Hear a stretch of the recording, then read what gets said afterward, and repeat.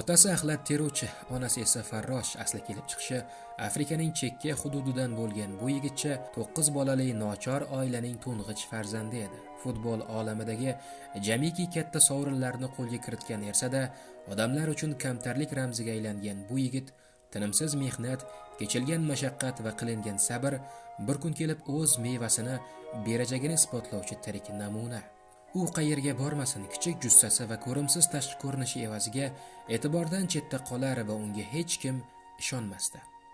Orangizda hayoti davomida qachonlardir ishonchsizlikka uchragan va hozir ham uchrayotganlar bor va ular uchun futbolchi Kante hikoyasi qiyin vaziyatlardan chiqib ketishda yordam bersa ajab emas. Qadrli muxlis, siz bilan yana bir futbolchi tarixi loyihasi va men kamina do'stingiz Jaloliddin.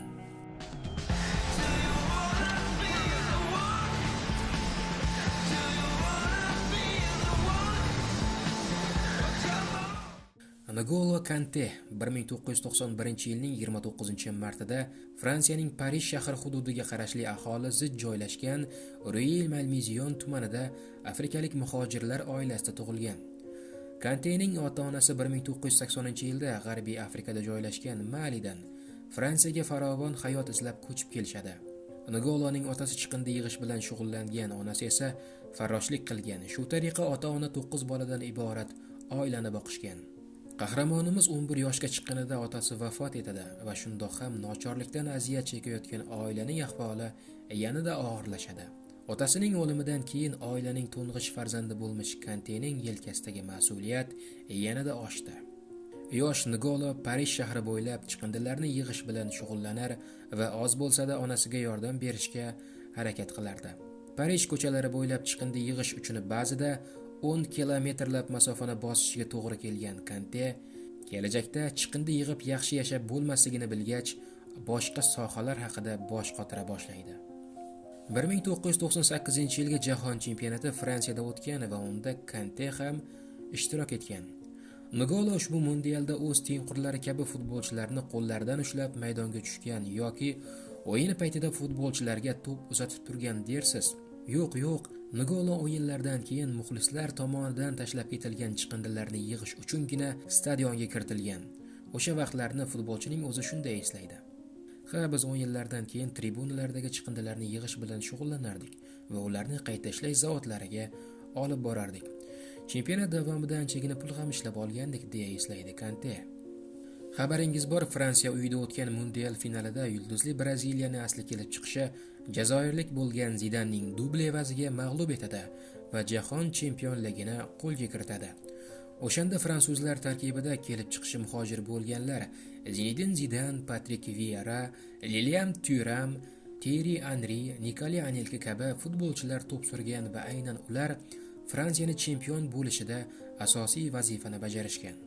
Qo'lida mundial kubogini ko'tarib turgan asli afrikalik muhojir futbolchilarni ko'rgan N'Golo futbol uni va oilasini kambag'allik va nochorlikdan xalos qilishini o'ylab qoladi. Ko'proq pul ishlash va yaxshiroq yashashni maqsad qilib futbol bilan shug'ullana boshlaydi. Umuman olganda N'Golo futboldan tashqari regbi, basketbol kabi sport turlari bilan ham shug'ullangan, ammo yakunda u futbolni tanlaydi. Qahramonimiz 8 yoshidan boshlab Parij g'arbida joylashgan Suren futbol akademiyasiga qatnay boshladi. Kante akademiyaga qabul qilingach, tengqurlari orasida jussasi kichikligi bilan ajralib turardi. Odamlar esa shu mitti yigitcha futbol o'ynashni eplarmikin, akademiyada qachongacha qolishni uddalay olarkin deya o'ylashardi.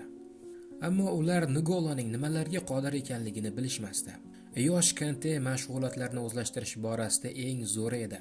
Maydonni yaxshi ko'ra olish qobiliyatiga ega qahramonimiz tezda jamoaning mitti yetakchisiga aylandi. Keyinroq futbolchi o'zidan 2-3 yosh katta toifadagi guruh bilan musobaqalarda qatnasha boshlaydi.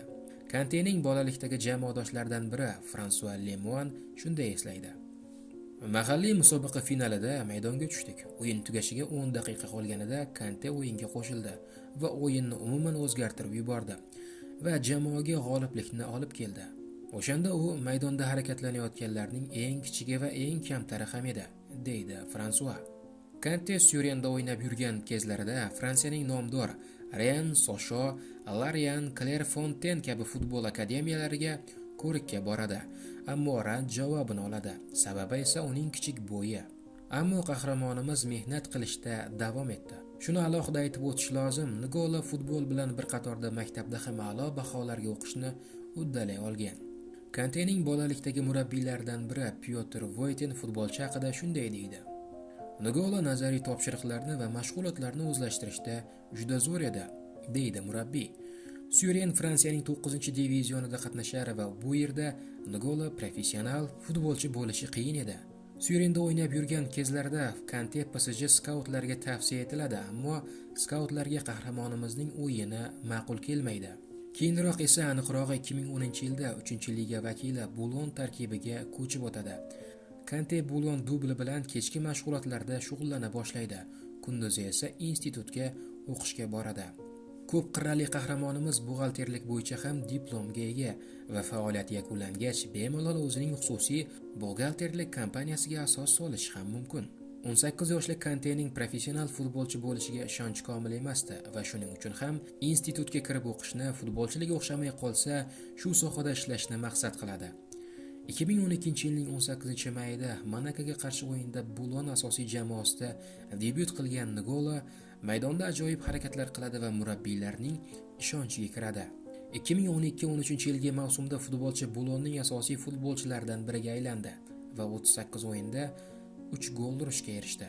Bulondagi ajoyib mavsumdan keyin 2-liga vakili Kan Nigolaga 3 yillik shartnoma bilan jamoaga taklif qiladi. Shu tariqa Kante Kan futbolchisiga aylandi. 2013-2014-yilgi mavsumda futbolchi Kan safida 38 o'yinda maydonga tushib 2 gol uradi va jamoasini Fransiya 1-divizioniga olib chiqishga yordam beradi. 2014-yilning 9-avgustida chempionat 1-turida Evianga qarshi o'yinda Liga 1da debyut qilgan Kante ilk o'yinning o'zidayoq gol urishga muvaffaq bo'ladi. Oktyabr oyiga kelib esa klubi bilan shartnomasini 2018-yilga qadar uzaytirdi. 2014-15-yilgi mavsumda Kantening o'yini rostakamiga ochilib ketdi. O'sha mavsumda qahramonimiz top 5 chempionatlarda raqibdan to'pni olib qo'yish bo'yicha eng yaxshi natija qayd etdi. O'rtacha bir uchrashuvda 5-6 marotaba to'p olib qo'yish. 2015-yilning 3-avgustida Kante Angliyaning Leicester klubiga 5 million yevro evaziga ko'chib o'tadi va klub bilan 2019-yilga qadar mo'ljallangan shartnoma imzolaydi. Ushbu transferni Leicester sport direktori Steve Walsh shunday eslaydi: Fransiya chempionatini juda yaxshi kuzatib borardim va u yerda yangi yulduz paydo bo'lganini va bu yigitchani Leicesterga olib kelish kerakligini bilardim. Jamoamiz bosh murabbiyi Claudio Ranieri bilan suhbatlarda Kante haqida so'z ochardim.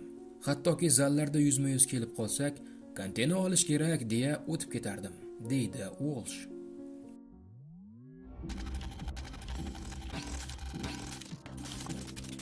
Paris Match Juventusning rasmiy hamkori. Ular o'ynashadi. Siz g'alaba qozonasiz. Shu tariqa 5 yil avval Fransiya 9-divizionida to'p tepib yurgan Nigola tumanli Albion vakillaridan biriga aylandi. Qahramonimiz Angliyaga deyarli pulsiz kelgandi va jamoa rahbariyati Nigolaga Mini Cooper sovg'a qildi. Eng qizig'i, Kante haligacha o'sha mashinadan foydalanadi. Kante 2015-16-yilgi mavsumdagi Leicester ertagining asosiy qahramonlaridan biri bo'lib tarixga kirdi. Leicester Premier Liga chempionligini qo'lga kiritgan mavsumda Nigola chempionatning eng yaxshi tayanch yarim himoyachisi bo'ldi. Kante mavsum davomida raqib hujumlarini buzish va to'pni olib qo'yishda 75 ta ko'rsatkich qayd etgan. Solishtirish uchun o'sha mavsum Nigolaning eng yaqin ta'qibchisi Manchester City a'zosi Fernandinhoda ushbu ko'rsatkich 53 tani tashkil qilgan. Chempionatda o'z nuqtasining haqiqiy monsterga aylangan futbolchini Angliyaning top jamoalari o'z safida ko'rishni istashadi. Omad esa Chelseaga klub boqdi. Aristokratlar futbolchini 2006-yilning 16-iyulida 32 million funt evaziga xarid qilishadi va futbolchi bilan 5 yillik kelishuvga erishadilar. Chelseadagi ilk mavsumda Nigola ikkinchi bor Angliya Premier Ligasi chempionligini qo'lga kiritdi va APLda mavsumning eng yaxshi futbolchisi deb topildi. Keyinchalik Chelsea bilan Yevropa Ligasi, Chempionlar Ligasi va Super Kubogini qo'lga kiritgan Nigola Leicesterdagi ajoyib o'yinlardan keyin Fransiya termasiga chaqiruv oladi. 2016-yilning 25-martida Gollandiyaga qarshi o'yinda Lassana Diarraning o'rniga maydonga tushgan Kante termadagi debyutini amalga oshiradi. 29-martda esa Rossiyaga qarshi o'yinni asosiy tarkibdan boshlagan Kante termadagi debyut golini urishga muvaffaq bo'ldi. Fransiya bilan uyda o'tgan Yevroda kumush medalni qo'lga kiritgan Kante 2018-yilgi mundialda Fransiya bilan jahon chempionatida g'olib chiqadi. Turnir davomida jamoasi uchun katta hajmdagi ishni amalga oshirgan Ngola bir paytlar o'zi orzu qilganidek Fransiya tarkibida jahon chempionligini qo'lga kiritadi. Hozirda daromadi millionlarni tashkil qiladigan amaldagi jahon chempioni sanalgan qahramonimiz haligacha kamtargina hayot kechiradi va o'sha Angliyaga kelganida Lester jamoasi olib bergan Mini Cooper'da London ko'chalarida sayr qiladi. Futbolchi tez-tez Parijga borib turadi. Parijdagi nochor oilalarga yordam berishni kanda qilmaydi. Musulmon futbolchisi haj ziyoratlarini amalga oshirishni esdan chiqarmagan.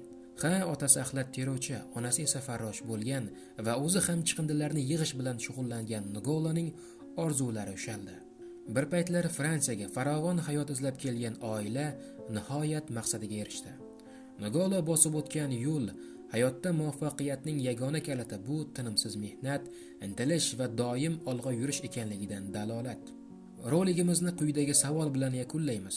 Qadrli millionlar o'yini shaydolari, Lester chempion bo'lgan mavsum Premier Ligada ikkinchi o'rinni qaysi jamoa qo'lga kiritgan va chempionatning eng yaxshi to'purari qaysi futbolchi bo'lgan?